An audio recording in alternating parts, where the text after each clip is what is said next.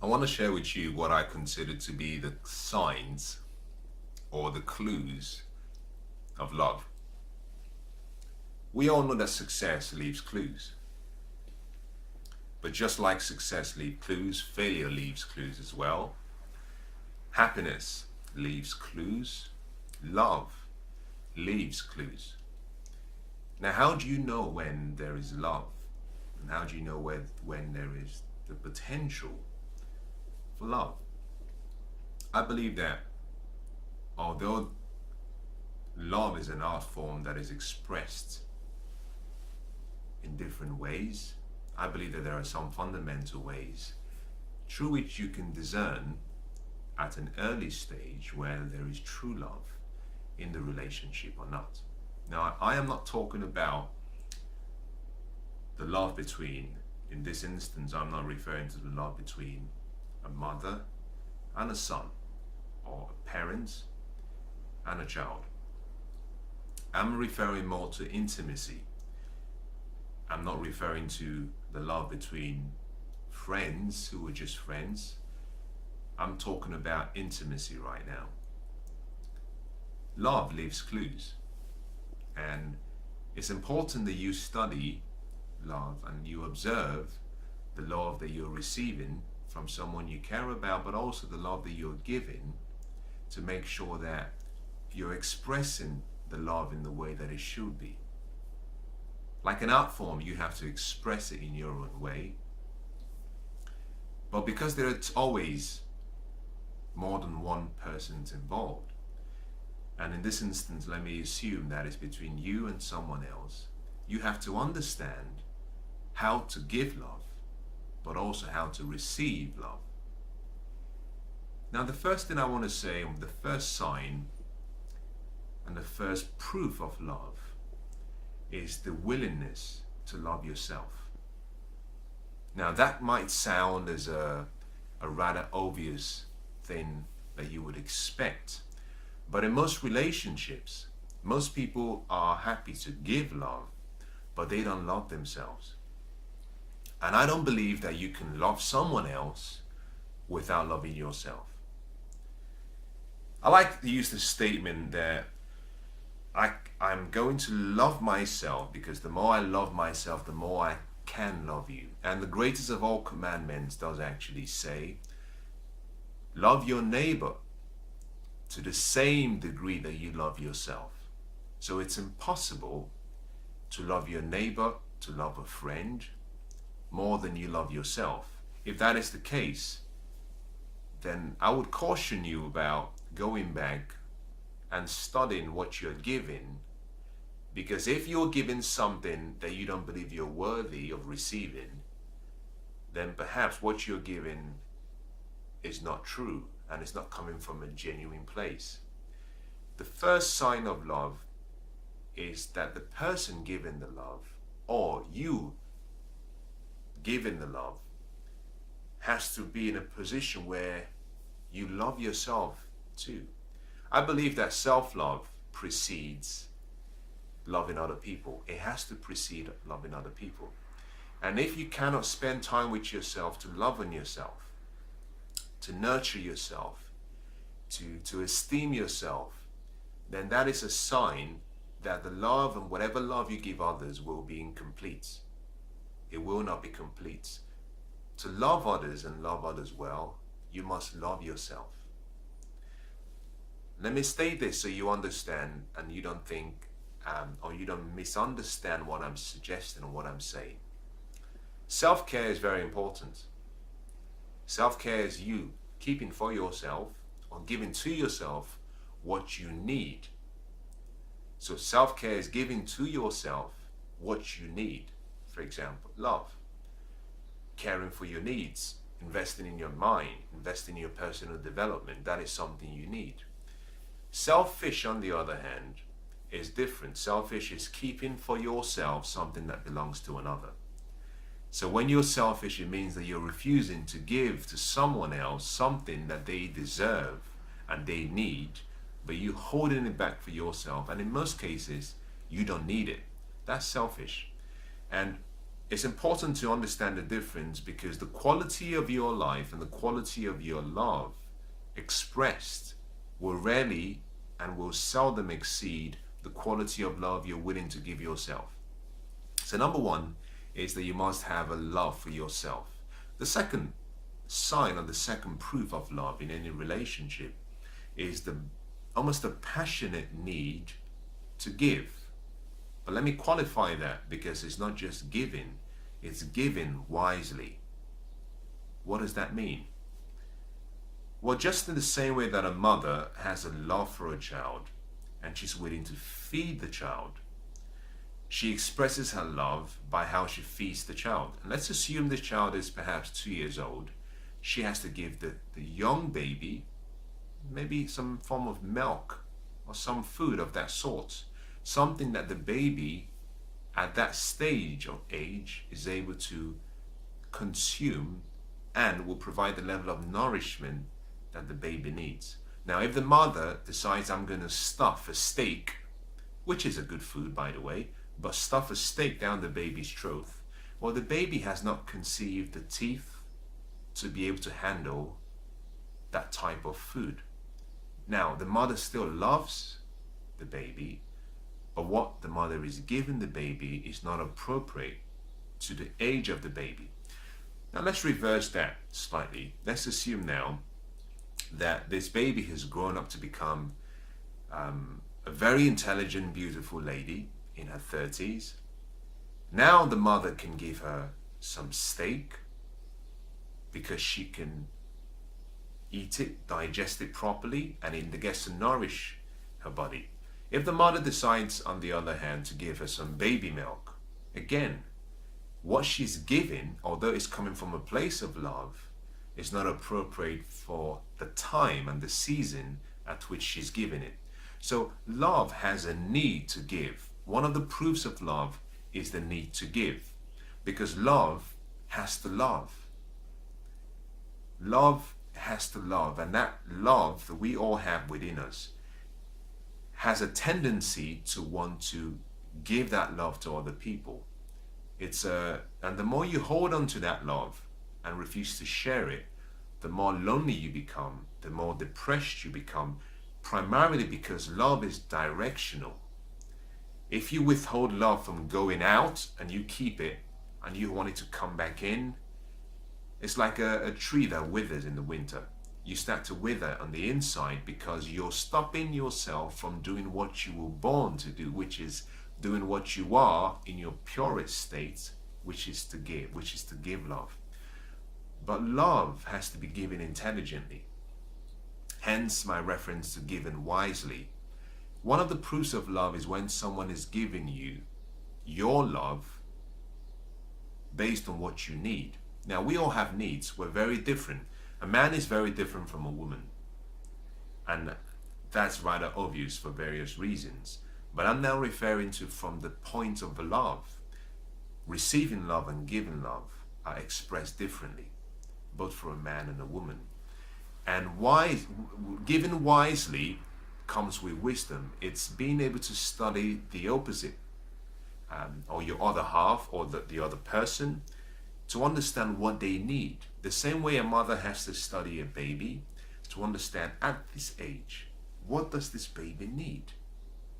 That comes with wisdom. That comes with investing time in knowledge, by seeking for advice from other really competent professionals who have produced books, who have written documentaries, who have raised children, who have said, no, for a baby between the age of 1 and 2, this is the right food for the baby for the following medical reasons.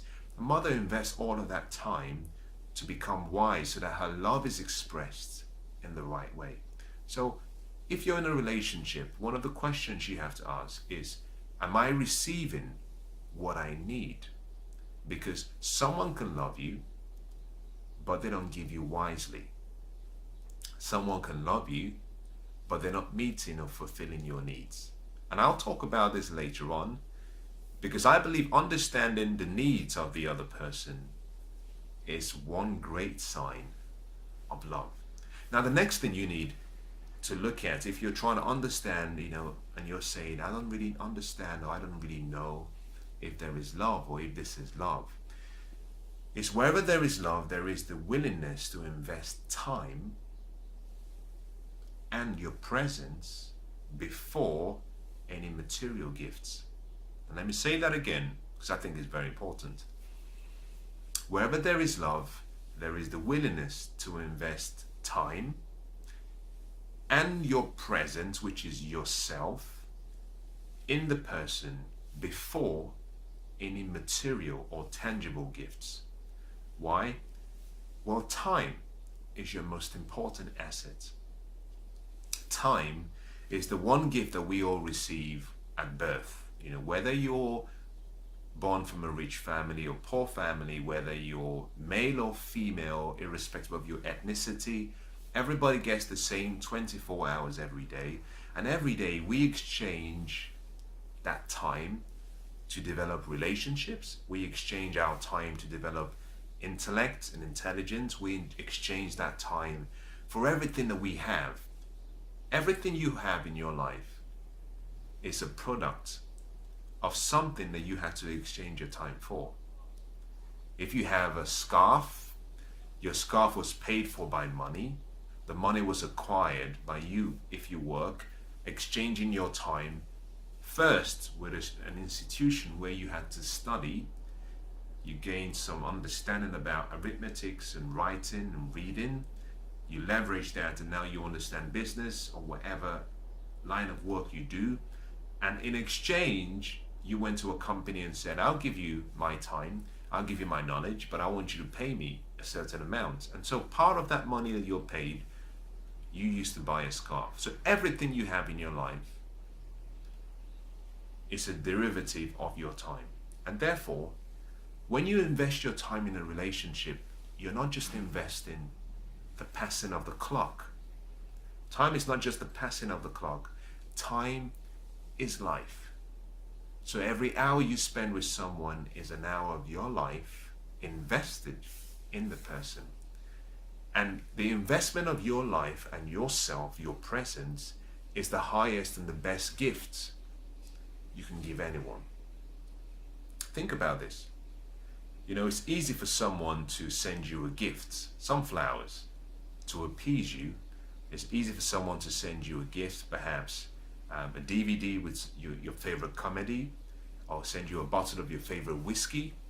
Those are all gifts. Those are paid for with money. But they refuse to invest their presence and their time with you. You see, words are great in expressing how you feel, but I believe that presence and time is one of the best ways of showing and expressing your love. And so in your relationship, ask yourself the question, am I investing the right amount of time? And am I investing my presence? More importantly, if you're receiving love, ask yourself the question, am I receiving the level of time and investment that I believe I need? That could be one of the signs to know whether there is true love in that relationship or not. Number 4 is the willingness, and I think this is important. The willingness, and I briefly talked about this earlier on, very briefly, the willingness to understand and anticipate the needs of the other person. I spent the last few weeks with my mom. Incredible woman, great woman, incredible love, incredible heart, beautiful. She's just awesome. You know, she's really awesome. But what I experienced this time around when I stayed with her, and it made me think. But I observed her whilst she was hosting me. She was hosting me. I went to my mom's place and she was hosting me. And in the period I was with her, because I wanted to spend some quality time with her, and for the few weeks I stayed with her, there was something quite interesting that happened. I noticed that every day that she came into my room first thing in the morning. Sometimes she came in, just before she knew when I would wake up, to check and see whether I needed anything, whether there was water in the room, whether I had some fruits in the room. Then she came back after she knew I would have perhaps had a shower. And interestingly, every single morning, she had my breakfast ready, just the way I would like it, exactly the way I would like it.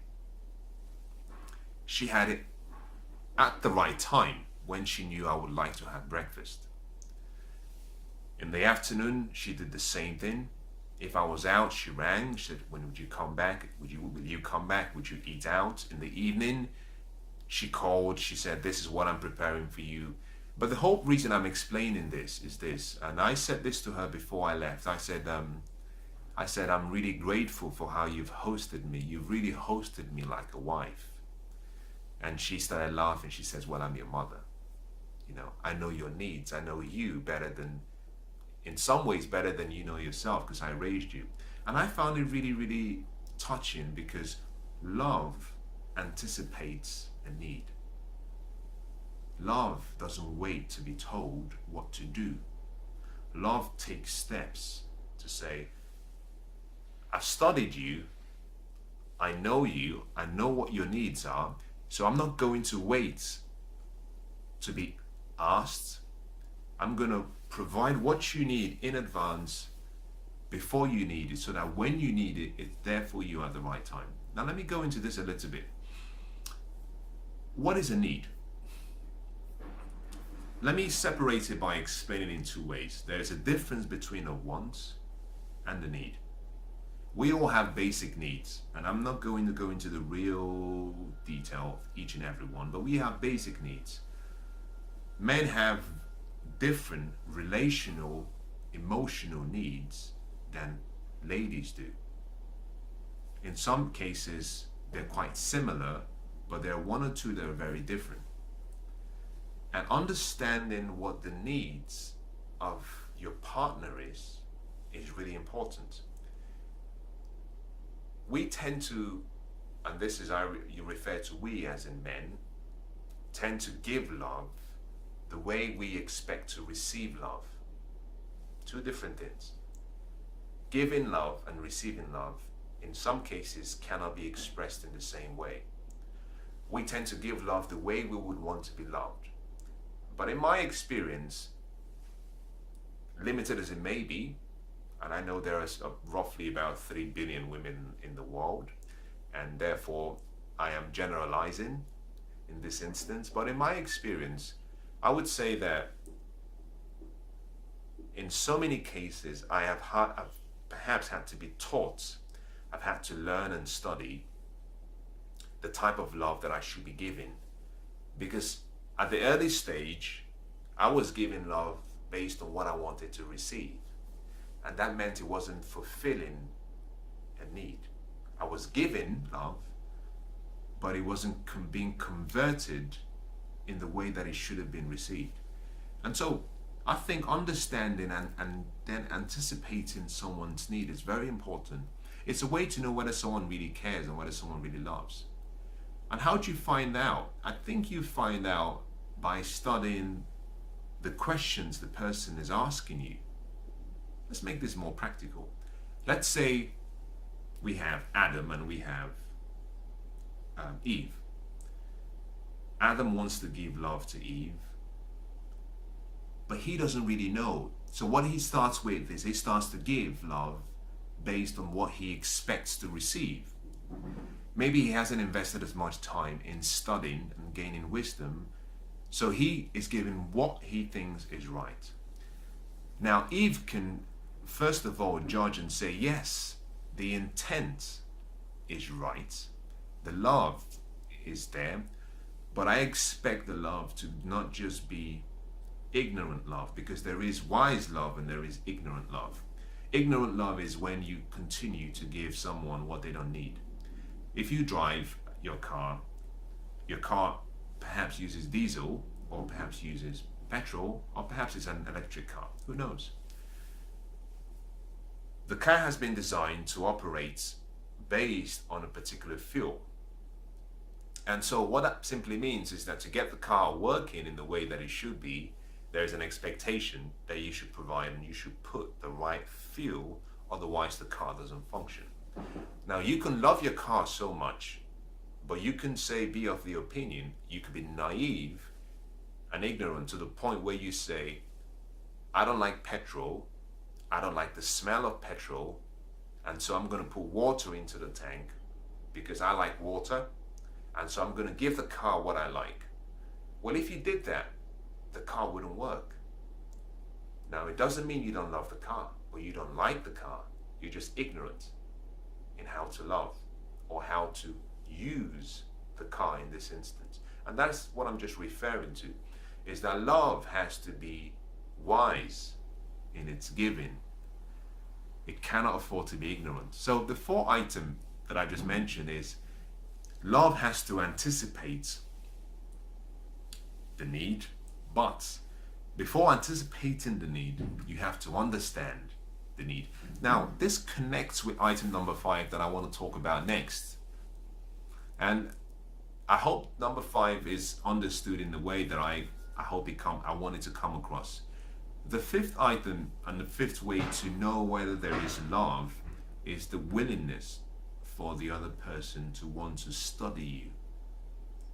I'll say that again. The willingness for the other person to study you, to become a student, to be humble enough to become a student of how to please you. I think that the quality of any relationship rises or falls on the decision both parties make to become students of how to please and pleasure and satisfy and love and care for the other individual. Let's make this practical. A mother has a baby, but she raised the baby. So from the age, as soon as the baby comes out from the womb and as soon as the baby is born, she starts to nourish and nurture this baby, and she's giving the baby what the baby needs. So the mother doesn't need someone else to tell her what to give the baby once she's studied as much as she can about babies. And as she starts to love on the baby and the baby starts to grow, she starts to see what the baby has a tendency not to enjoy, but what the baby enjoys. And she moves away from what the baby doesn't enjoy, except is really necessary for his health or her health and well-being. And she tries to give the baby what the baby likes. I'm going to use the example of 2 couples or 2 people here who are perhaps about 30 years old each. And they've just met each other. And for whatever reason, they have never dated in the past. I.e., they've never dated each other in the past. What tends to happen is one person has had 30 years of knowing themselves, understanding what they like and what they don't like. And now you decide to share your life with someone, a partner. But I find it really interesting and I find it quite bizarre as to how one person would assume that the other person within let's assume the dating period was 3 months or 4 months. The dating period was about 3 or 4 months. I find it really bizarre and puzzling as to how one person or both parties would expect each other to have within 3 months know everything about them. And I find it even more puzzling when they don't ask questions. So what we tend to do is we tend to base what we give as love on our previous relationships and what we've experienced or what we've been taught. But everyone is unique. No one is the same. There are no 2 replicas of the same person. We are all born as originals. And so the way I am is based on a combination of my environment, a combination of my family, the people I surrounded myself with, my dreams, my goals, my experiences, which will be exclusive to who I am alone. And anyone who comes into my life has to study who I am and what I like. And I find, and I've done this, I did this so many times, where I tend to give someone what I believe and what I think they should need based on my experience or based on my knowledge, without having the humility to ask questions. I think one of the key things to know that there is love is the willingness for the other person to want to study and learn how to please you. And I don't think anyone can teach me. Now listen to this.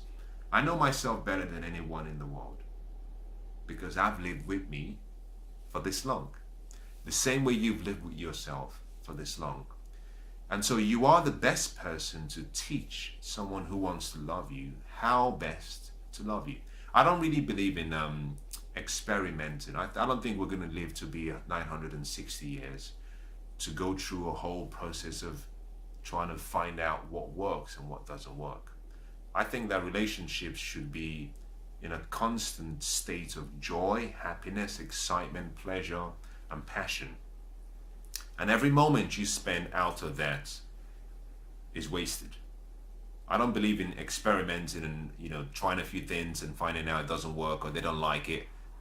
You piss someone off and you annoy someone and they're upset, and then you buy flowers and then you make up, and then you make a mistake again and then you make up, and then you make a mistake again and then you make up, and then you get frustrated because you don't know everything. I believe that through conversations and through the humility of asking the right questions and the willingness to study and observe and use your intuition and discern, you can start to learn how to love someone the way they should be loved.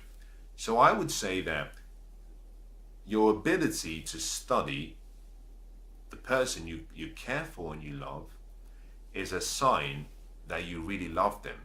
And the humility to let go of whatever you may have learned from previous relationships or whatever you may have learned from past conditioning, but instead choosing to love the person the way they want to be loved. And this is very important, and be happy to adapt as they grow, because we will all grow. Our needs and our desires will change, and adaptability is really key. So whilst someone might teach you how to love them, who knows, in 2 years they may have changed. And so your willingness to continue to be what I call a continuous learner and a continuous student of love, I think is really important. And I believe that is a great sign that there is love in the relationship. This connects to item number 6, which is that you have to have understanding. There are three things that I believe that are really important in every relationship. In actual fact, I believe this is important and relevant to any area of life. You need knowledge, you need wisdom, you need understanding. 3 different sides of a coin. Knowledge, wisdom, understanding. Knowledge and wisdom are like the 2 opposite sides of a coin, whilst understanding is like the edge of the coin. Now, knowledge is this. Now, listen to this, because this is important, especially with relationships. Knowledge is like having a tool. If you have a tool, that is saying I have some knowledge. So let's use it. Let's make it more practical. Let's say you have a baby in the house picks up a hammer. The baby holds the hammer in his hand. He has a tool. He has knowledge. At this point, it's just a tool. Wisdom is knowing what to do with the tool, when to use it, how to use it, when not to use it. The baby can take that same hammer and he can smash a piece of glass. Now he's used the tool, but for the wrong application. The same hammer could be used by a carpenter for nails to produce a beautiful set of perhaps cupboard or furniture. Same instrument, same tool, applied in different ways, produces a different outcome. One is used to destroy, the other is used to build. Understanding is really knowing the difference between when it has to be used for building and when it has to be used for destroying. Understanding is the baby doesn't have understanding. The baby has the piece of metal. You might call that knowledge. The baby lacks understanding, but also lacks wisdom. In the same way, you can use love. You can substitute the tool with love. It's possible to have knowledge, but not really know how to apply it. It's possible to know how to apply it, but not have the understanding. And this is where it's important, the understanding to see that in a particular circumstance, what could be someone's need may not be what they expect to receive at that point in time. Let's make it more practical. Let's say, for example, that, and I'll use myself as an example. Let's say I'm dating someone and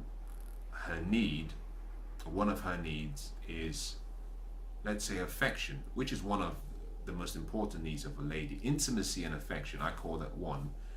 I would say intimacy, over affection, but I kind of wrap both of them as one. I call it intimacy. The need to be intimate, the need to share and show affection. I call that one need. That is one need. But ladies have other needs. I believe that there is a need for security from a woman. Now, think about this. Whilst the lady I'm dating could have one need of intimacy and affection, and the need for security and protection,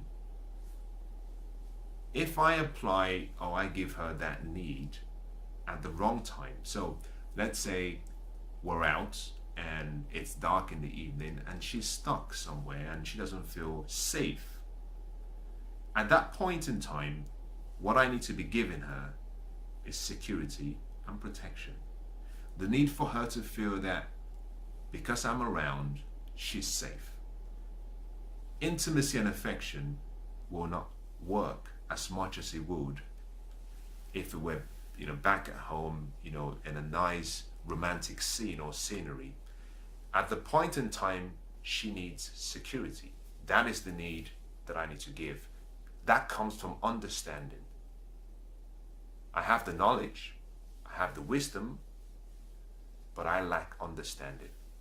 And so you have to be willing to understand. So item number 6 is the proof of love is the willingness to understand.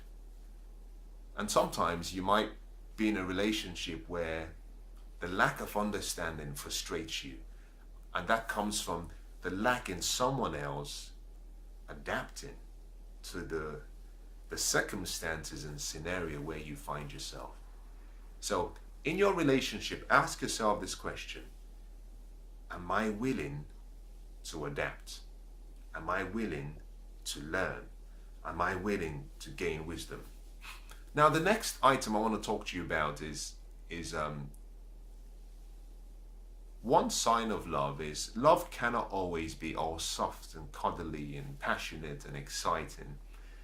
True love protects, which means that true love will often discipline the other person. And that discipline is not discipline with the intent of causing harm or discipline with the intent of withholding love. Now, listen to this very carefully.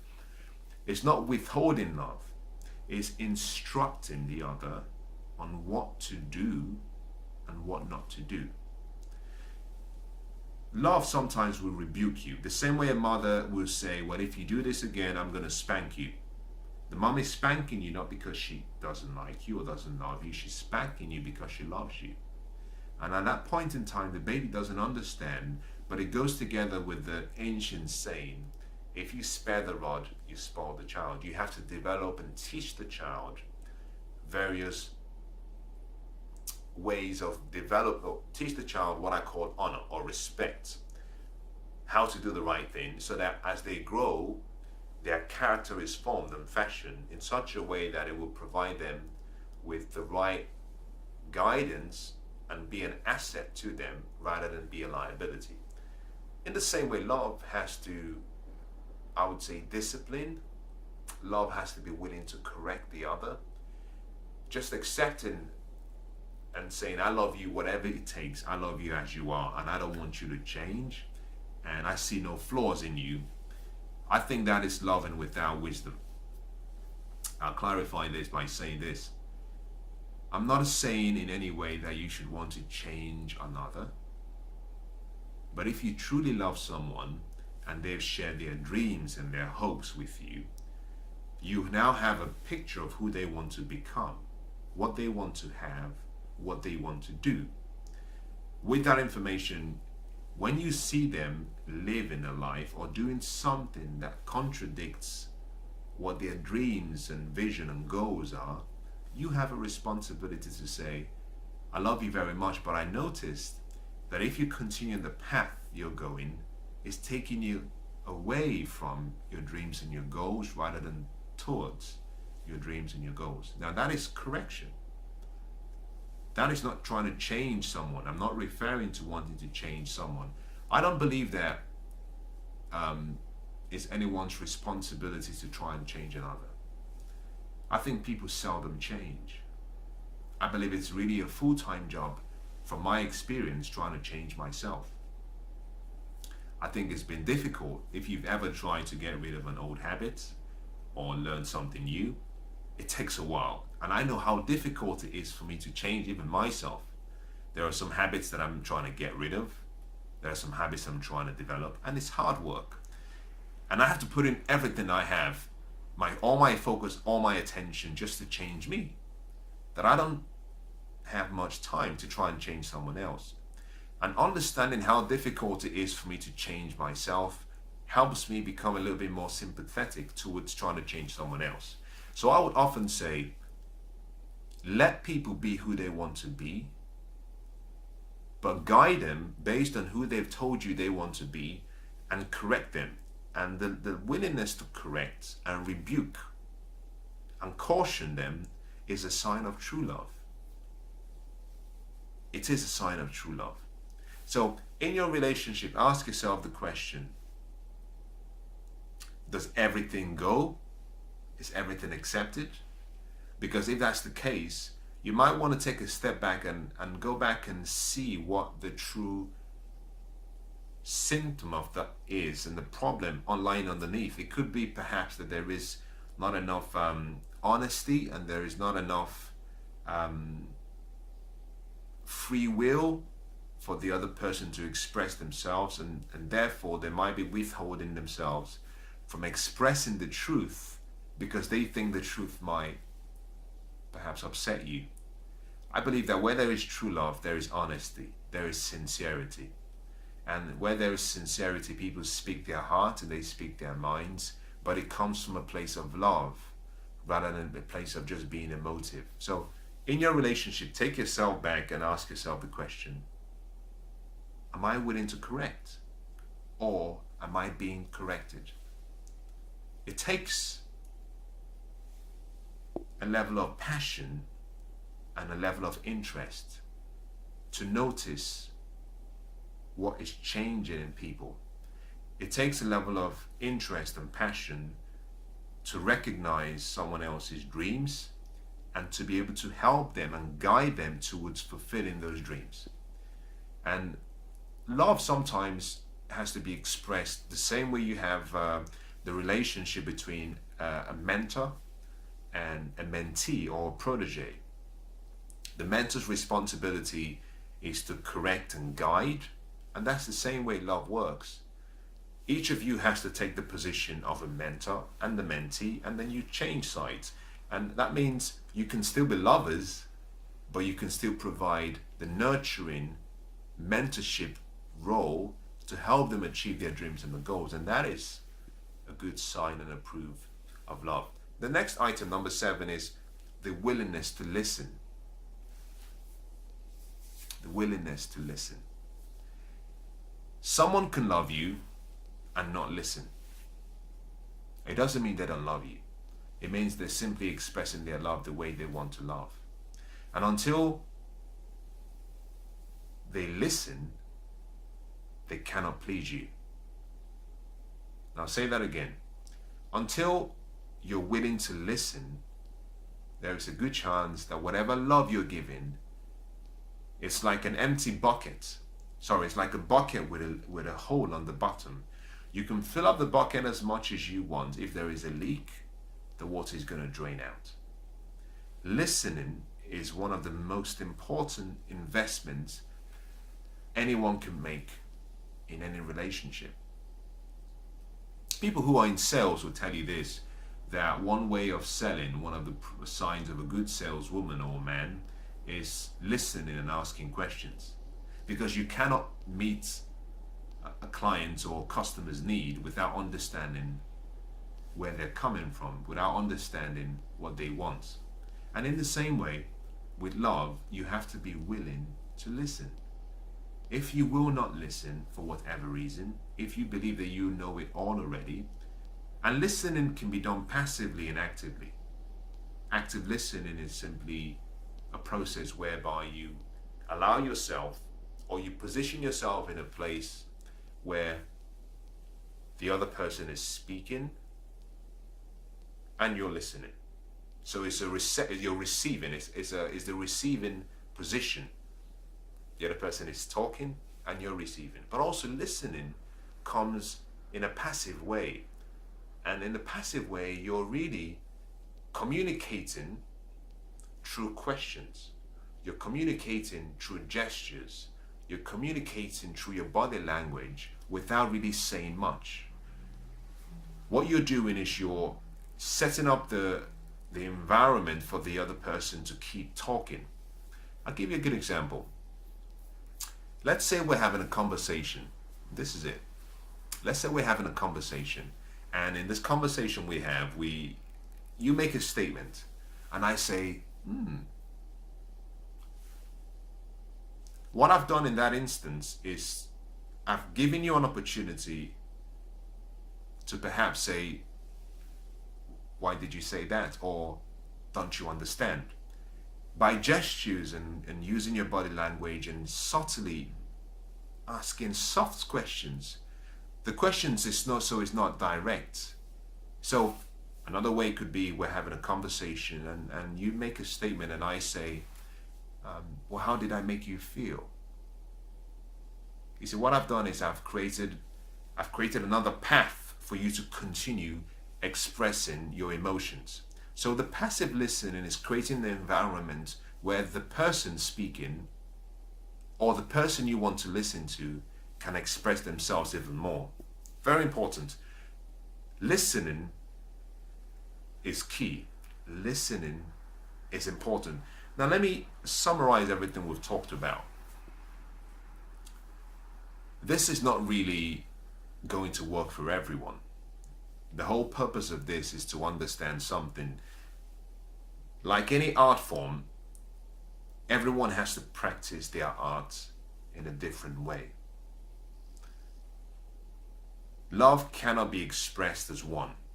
There must be more than one person for love to be fully expressed and received.